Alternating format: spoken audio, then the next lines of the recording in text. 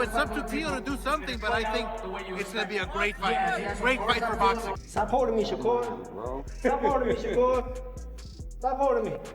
You stop for 1 second, bro? No, Shakur, I can't stop. My titles are on the line. My legacy on the line. Lomachenko, he came up. Josh Taylor, he came up. With a lot of fights, man, he struggles. And, he does struggle on a whole lot of fights and stuff. Like, I think he looked good. Yeah, he looked good against Barboza. But like I said, for the most part, Teo does struggle. And I think he struggles mentally with a lot of things. But I think with Shakur, I think Shakur's going to break him. I think maybe the first two or three rounds, it might be a close fight. This matchup divides fans, but Oscar De La Hoya believes the outcome is already written. De La Hoya shared his thoughts while speaking with Fight Hub TV, and his tone made it clear that this matchup excites him on a pure boxing level. He views it as a high-level contest where skill, confidence, and mindset will all matter. From his perspective, both men deserve praise, not only for what they have accomplished so far, but for how they approach their craft inside the ring. What do you think about Shakur and Teo? What kind of fight are we having? It's gonna be a great fight. What's the most compelling part of the matchup for those two guys? That's gonna be a great. You know what? Teo's a hell of a fighter. I love Teo. But I love Shakur. His style is almost impossible to break. But if there's a fighter who can break it, it's Teo. But it's going to be a hell of a fight because I love Shakur because he doesn't run. He's right there in front of you. So it's up to Teo to do something, but I think it's going to be a great fight. Great fight for boxing. He openly acknowledged Teofimo Lopez as a dangerous and proven competitor, a fighter who thrives on big moments and does not shy away from pressure. De La Hoya sees Shakur as someone who stays engaged, remains composed, and relies on intelligence rather than avoidance. He believes Stevenson's style has proven incredibly difficult for opponents to solve, but he also suggested that Lopez might be uniquely equipped to challenge it if he commits fully and takes responsibility for forcing the action. Yeah. Whew. It's really about sports performance and making sure that his body is able to express the highest athletic potential possible. Tonight, right now we're boxing. Yep, we're original classic, reason why we're here type of boxing.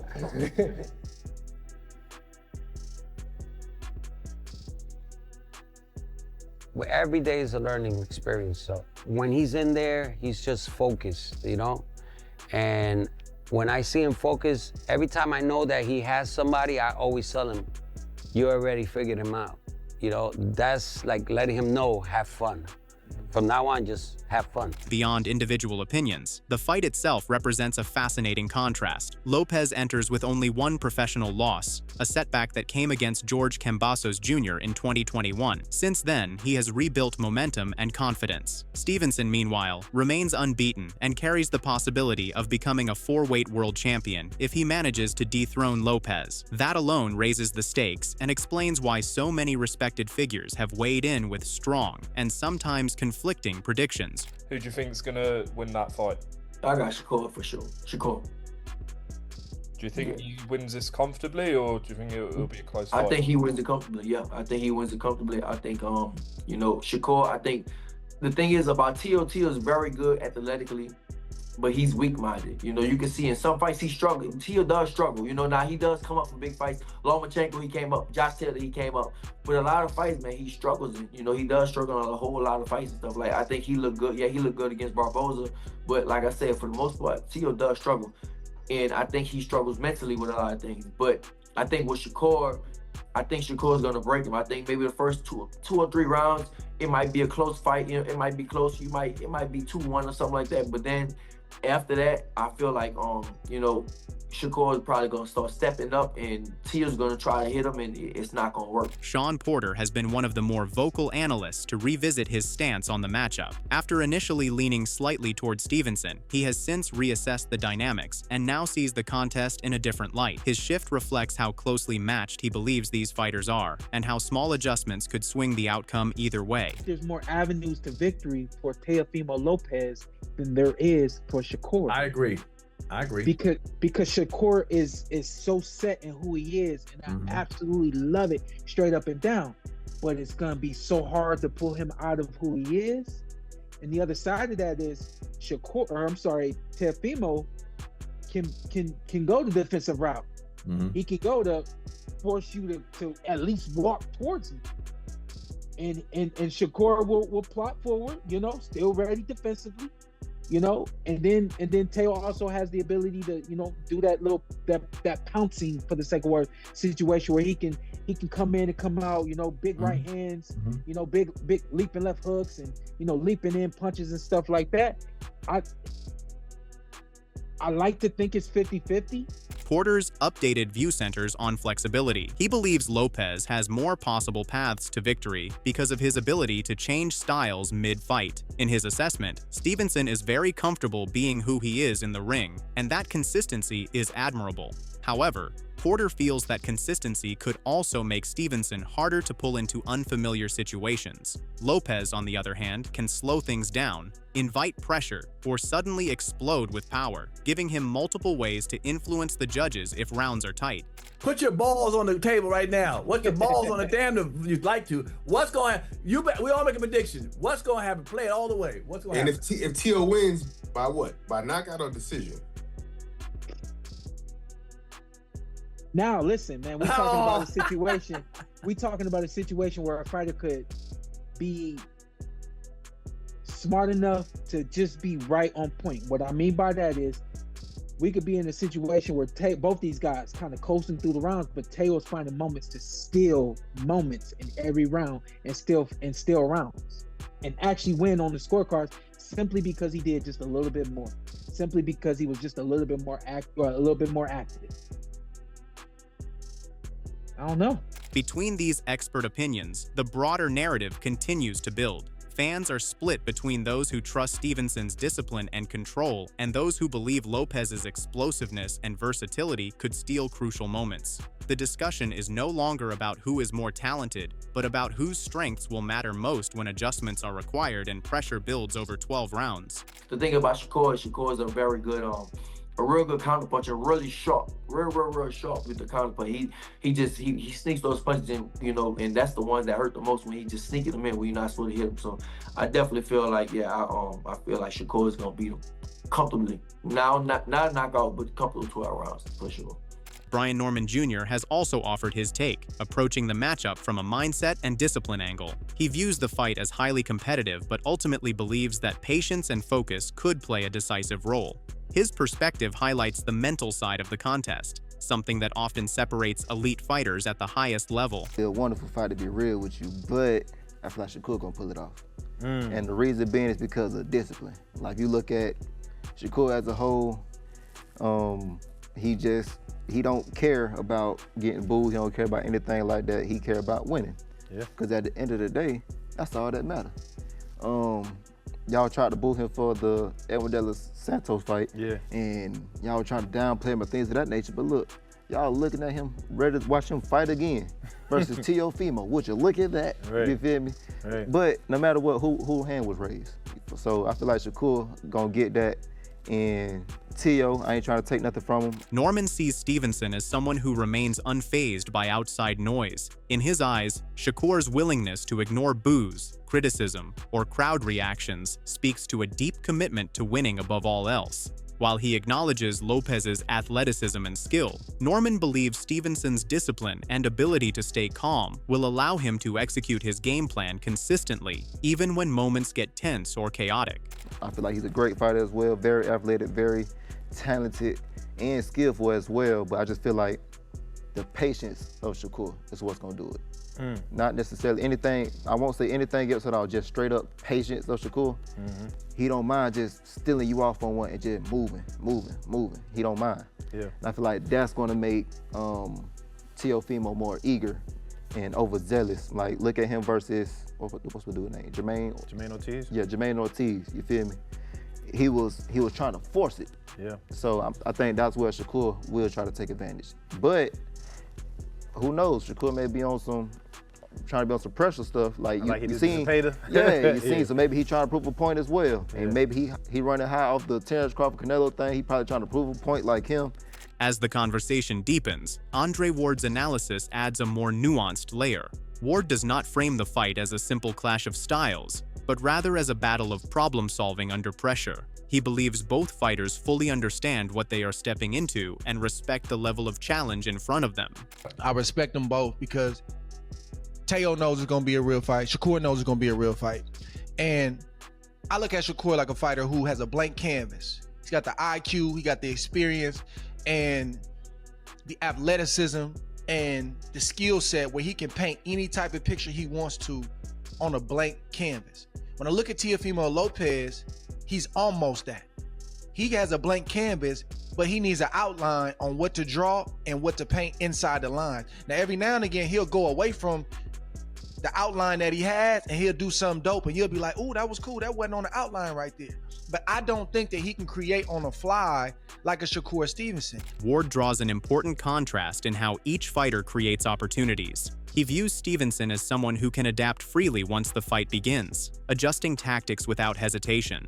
Lopez, in Ward's view, is explosive and dangerous, but more structured in his approach. While Lopez can produce brilliant moments outside of his usual framework, Ward questions whether that creativity can be summoned consistently against someone as adaptable as Stevenson, especially when plans start to break down. Explosive power, quick twitch, muscles, and the type of punches that he likes to throw. And Teo doesn't have the foot game that Shakur has, but he's got a decent foot game. So Shakur has a lot to deal with as well. But I just think that when it comes to creating on the fly, making adjustments on the fly, Teofimo Lopez looks like the better boxer when he's facing an inferior fighter, an inferior boxer. When you say, well, he fought Lomachenko. Lomachenko's not, Loma mastered fighting in a small space. He's to the side of you, he's behind you. He's not a guy that's gonna use the perimeter of the ring. He didn't come up fighting the way we fight here in the States. He's got his style, he's a mix, he's the Matrix. He's a mix of several different styles. General discussion around the fight often circles back to power versus precision. Lopez's physical tools are undeniable, and his quick-twitch explosiveness presents real danger. At the same time, Stevenson's ability to read opponents and adjust on the fly has allowed him to neutralize threats before they fully develop. That balance between raw force and calculated control is what makes this matchup so compelling. I think this fight is about Shakur making Teofimo be who he wants him to be. That's how Floyd Mayweather became who he was. He made every fight in front of him be who he wanted him to be and fight the fight that he wanted him to fight. You know what I'm saying? No matter if it was a banger, if it was a boxer, if it was a brawler, if it was a one-hitter quitter, he made them fight Floyd Mayweather fight. That's what Shakur got to do on January 31st at Madison Square Garden. Paulie Malignaggi has also weighed in, acknowledging just how difficult it is to separate the two fighters. While he gives Stevenson a slight edge, his reasoning comes with an important warning. He believes Lopez becomes most dangerous when expectations are low and pressure is high. Yeah, at first glance, I mean, this is Shakur Stevenson written all over, right? This is Shakur's coming out party. This is where Shakur lives up to the expectation. But there is a tricky element to this fight as well, because Teofimo Lopez always saves his best performances for the moment when you write him off, for the moment when you're ready to say, okay, he's gone too far, now he's going to lose. And his two career wins where he's been an underdog, I think most people were picking him to lose the Taylor fight. But more so than that, the Lomachenko fight, really most people were looking for him to lose that Lomachenko fight. And I think he's probably the only guy to have beaten Lomachenko legitimately, you know? Malignaggi points out that Lopez has historically delivered his best performances when his back is against the wall. Conversely, when he is expected to dominate, his performances can dip. This dynamic leads Malignaggi to believe that Lopez could make the fight far more competitive than many anticipate. He also notes that Stevenson has the potential to reach the very top of the pound-for-pound rankings, but if there is someone capable of threatening that rise, Lopez fits the profile. Shakur is in his prime, and he's very, very good, and I think he's possibly, the level of a fighter that could probably be the #1 pound-for-pound fighter in the sport if he would just have the right opponents in front of him to beat, because he would beat them. But this is the one guy where it's really, really tricky. It's the one guy that could really offset that is Teofimo, on the right night, of course. Shakur, I think, is a more consistent, better fighter. But Teofimo at his best sometimes looks almost unbeatable, you know? So that's the only thing that gives you some tricky feelings about it. You feel like Shakur is ready to do this and this is the moment, but Teofimo tends to be that guy who's the most dangerous in these moments, so it's tricky. With the calendar edging closer to January 31st, anticipation continues to grow. The fight has the potential to clarify rankings, legacies, and future pound-for-pound debates. For some observers, it is about who wins. For others, it is about how each fighter responds when their strengths are truly tested. Great matchup, tough fight. I want to see what Teofimo shows up, because sometimes it's Teofimo, the great fighter who beat Lomachenko, who beat Taylor. That's a tough Teofimo. But then we've also seen him, you know, in off nights. Right. And so that's kind of the only doubt, the only question that I have, you know, which Teofimo's going to show up. James Toney has taken a far more direct stance. The retired 3-weight world champion has made it clear where his loyalty lies, offering a straightforward assessment based on size and physicality. From his perspective, Lopez holds a clear advantage that could be difficult for Stevenson to overcome. He said, "I'm gonna go with Teofimo. Too big for him." Tony's view centers on the belief that Lopez is simply too big and too strong. He does not complicate his prediction with stylistic breakdowns or long scenarios. Instead, he leans on experience and instincts, suggesting that physical advantages at this level often play a decisive role when skills are otherwise evenly matched. Shakur is stepping up because he got nobody else to go after. He's stepping up to try to prove a point. You know, his big bro, aka Terrence Bud Crawford, you know, put a huge upset and made a historical moment in time for the sport of boxing and changed it by beating Canelo Alvarez to become the undisputed super middleweight world champion. So I think that I think those things like that make Shakur want to step up the plate, step up to the challenge and face Teofimo, who is I.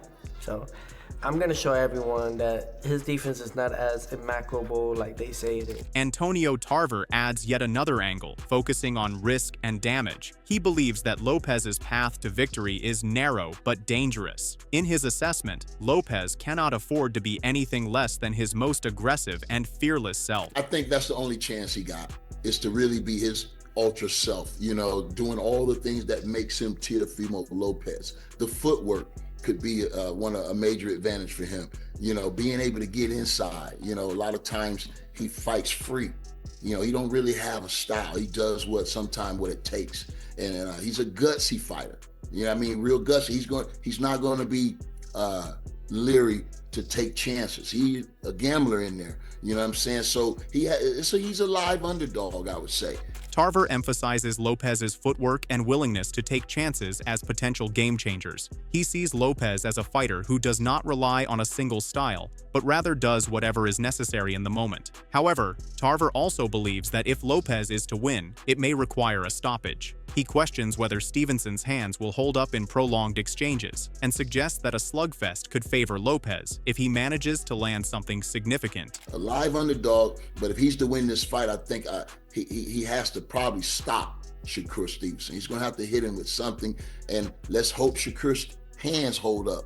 I still believe if he's in a fisticuff, you know, and he has to slug it out, you know, those brutal hands going to have to hold up if he want to put a dent in Teofimo Lopez. Between all these perspectives, one thing becomes clear. There is no single narrative that defines this fight. Each analyst sees a different path, a different weakness, and a different deciding factor. Some trust discipline and adaptability. Others believe power, size, or moment-stealing aggression will tilt the scales. What do you think he has to do to kind of deal with a guy like Shakur Stevenson? How would you approach a fighter like Shakur Stevenson if you were Teofimo Lopez with the attributes that he has?